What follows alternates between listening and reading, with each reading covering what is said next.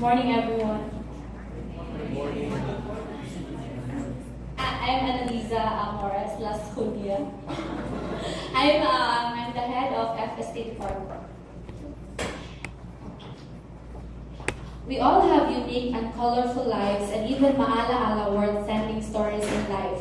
Today, I'm privileged to testify of God's goodness in my life and how He has been with me all along.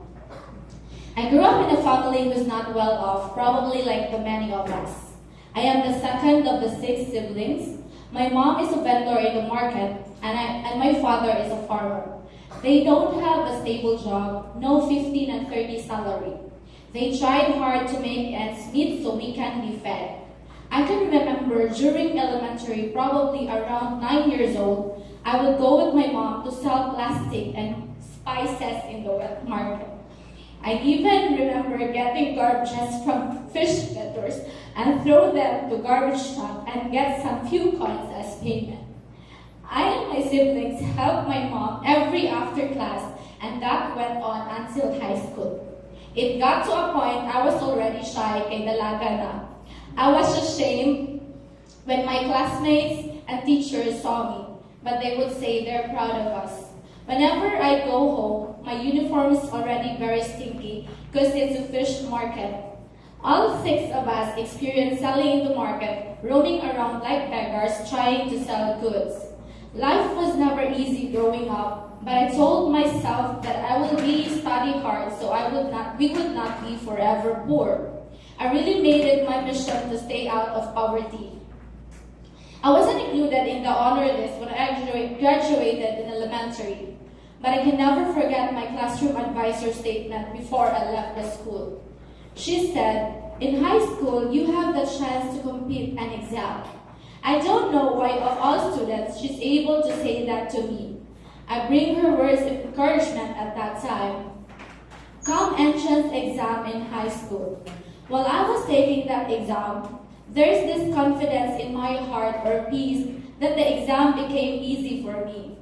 Lo and behold, during the first day of class and while we're looking for our respective rooms, the results were posted on the doors and I saw my name ranked top 2 of all the examinees.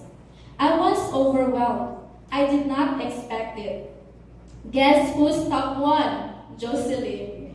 We became classmates, and that's the first time I knew her. The result made me realize that I can actually compete and have a chance to excel, and my advisor's words were true. Fast forward, I became class salutatorian in high school. I don't mind the recognition, but it's the university scholarship that accompanied it. I've been praying so hard for that scholarship. That was my ultimate goal. I was so desperate to study in college, so I strived hard to be able to graduate with honors because I know that's the only way for me to study. I chose Foundation University. I did my best to get high grades because I know I would lose my academic scholarship if I can't maintain the required GPA, and I cannot afford to lose the scholarship. In college, I only have baon for fare from our barangay to the city, but from the terminal to school, I would walk kaya I need to save the remaining fare going back home. I have no money for food. We cannot afford to have extra because we are 6 and all of us were studying. Our parents really made sure none of us cannot finish school because they know how hard it is to have no education and they don't like us to experience what they experienced growing up. We are so blessed with parents who have ambitions for us, even if they themselves did not finish their education because of extreme poverty during their days. On weekends, I will work in the market with 100 pesos salary per day, and that's going to be my baon for food. I also joined Avon, Natasha, MSE, so I have extra for photocopies, books, and projects. I need to be madiscarte to survive. I can't just depend on my parents. Fast forward, I graduated cum laude. So, si Totilin, alams na. I graduated cum laude not because I was born smart, but because I diligently studied and worked hard to graduate. That academic recognition is just a bonus. I have an ambition in mind, so I work hard to achieve it. And then I was recommended to work here in Enhance in April 2009, few weeks after my graduation. Let me get this clear. It's not all about IQ to survive. survive in this industry, but it's about the EQ and AQ, and of course, a lot of prayers to survive. I applied for talent at call center back then in Dumaguete and about to sign a contract, but Ate Grace, who worked with Enhance before, kept telling me that I should accept Enhance offer. I was hesitant because she's the only person I knew in Cebu and I would be far from my family. Back then, I thought of call center as lisod, and I would rather choose an office job na 8 to 5. That's my mindset at that time. I never really knew the nature of my job before taking it. But I was shocked. It's more than just an office job. 1 month after my employment, Ate Grace resigned, and I was left hanging and I still don't know everything. Whenever I see a foreigner client, my knee would shake and I can't understand their English, especially the British ones. But then sooner, I got used to it. Every day for like 1 year, I would pray while walking that I would be able to do the job well and that I would understand the clients. I cannot afford to lose my job then. I was already sending my younger sister to college, and that time, because I promised to be the one to send her to school. 2 years after, Ma'am Eden told me to transfer to marketing because our head marketing at that time migrated to Canada, and so I was left to be the next in line. I had no proper training. I just knew I need to get sales, but I'm confident because I came from Tokyo and I know I can inspire them. Being in marketing was not easy, not a bed of roses. I got quotas to meet, the pressure is real. Every month from September 2011 up to present, I would always pray that God would give me clients to help and that I would reach my quota, and He did. In July 2016, if I'm not mistaken, I was offered by Ma'am Ida to get a car, and I was so adamant to say no. I said no to her right away. I never dreamed of having a car. I thought of a car as a burden, and I know the expenses having a car would mean. But she's persistent and convinced me. That time, the sister I sent to college already graduated, so I was thinking, why not? But I'm full of doubt, and Ma'am Eden said, you have to upgrade your career. So I was thinking, I'm already contented. But then this thought dawned on me. If Ma'am Evelyn and Michelle made it, why can't I? Probably having this car would also inspire many other reps to excel more, so I would just take this. I am not thinking of my comfort or luxury of having a car, kaya I really can commute, Lachud. And 2 to 3 months, the car wasn't released, and I prayed that if this is not your will for me, Lord, don't release the car, because I cannot pay the bills. So I was really very afraid. But lo and behold, the car was released October 2016. I said, Lord, since you gave this car, help me to pay for this every single month. I don't have money, but you have all the riches in heaven, so please be the one to pay. That is really my prayer. True enough, for 21 months up to today, He has never left me. He has never allowed a single month na wala ko nakapay. Let's give God a clap for that. The scripture says in Deuteronomy 31:8, the Lord Himself goes before you and be with you. He will never leave you nor forsake you. Do not be afraid, do not be discouraged.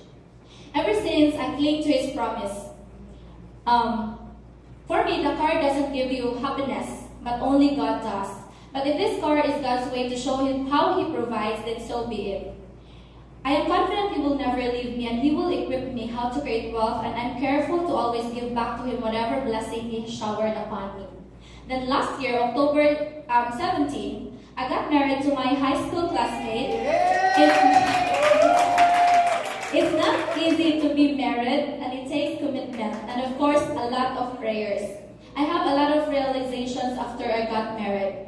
Thankfully, my husband is supportive with my career, and he cheers me whenever I am down. God has been so faithful in my life. I believe my employment in Enhance has been orchestrated by Him ever since, because all other blessings flow from this company. What I would leave with you this morning is the following. Never underestimate the power of God. Nothing is impossible with Him. I have experienced so many miracles month after month, from being a docu until I transferred to sales and marketing. I've experienced fervently praying for many of my clients whose visa approvals takes only a miracle from God, and for so many times God answered my prayers. I still have prayers which are left unanswered. I believe God is more interested in my spiritual growth, change in character rather than change of my circumstance. I still hold on to Him, and whether He will grant that prayer or not, I will remain faithful. He knows everything in my life, and He has His own timeline for me, and in His perfect time, everything will make sense.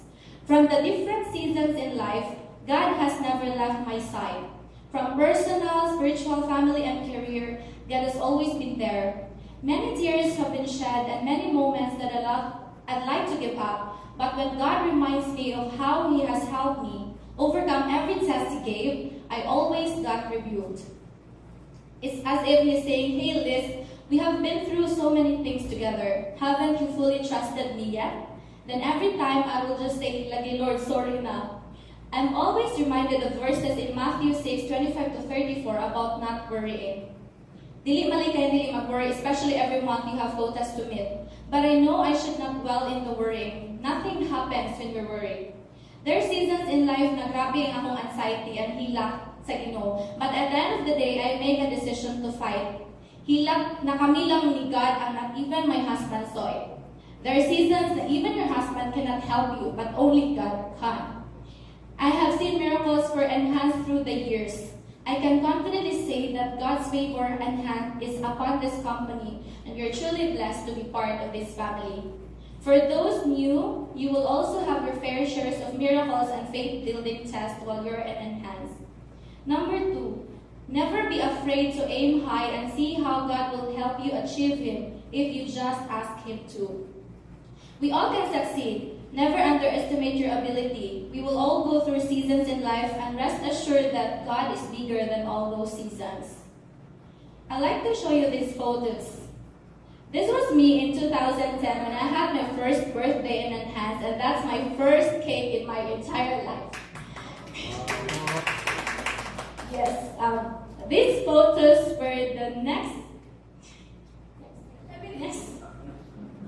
Yeah, these photos were the trips I was blessed to experience. From a young kid selling plastics in the market, I never thought I would be able to go to different countries. This young provinciana turned out to be this woman now in front of me, who is strengthened by God through different ordeals, and is now full of confidence that God will be with her no matter what season she will be in. I am thankful to God that He gave me Enhance for 9 years.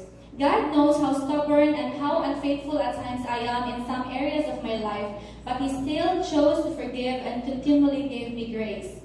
There were times when I don't have appetite in reading the Bible and praying, but God always catches my attention. He always does something to pull me back. And because I also pray that whenever I lose appetite, He will always bring me back on track. Only by the time I cried to Him to remove, there are times when I felt so empty, and I cried and prayed to Him to remove the feeling of emptiness and to fill me with His presence once again, that I can recover and get back up again. I have a tendency to never stop praying unless God answers.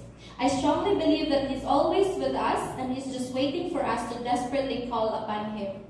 No father will not be moved with a crying child who desperately needs Him.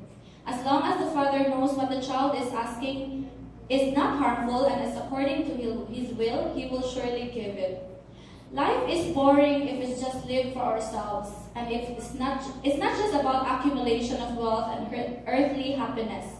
More than achieving my quota, paying bills, having a happy family, I know I need to do more. There's more to life than just surviving. We all should live our life in a way that at the end of it, God can say, "Well done, good and faithful servant." Every day is a constant test of my faith in God. I know that life will never be perfect, but life with God in it is still worth living for. Thank you everyone for listening. All glory and honor belongs to God.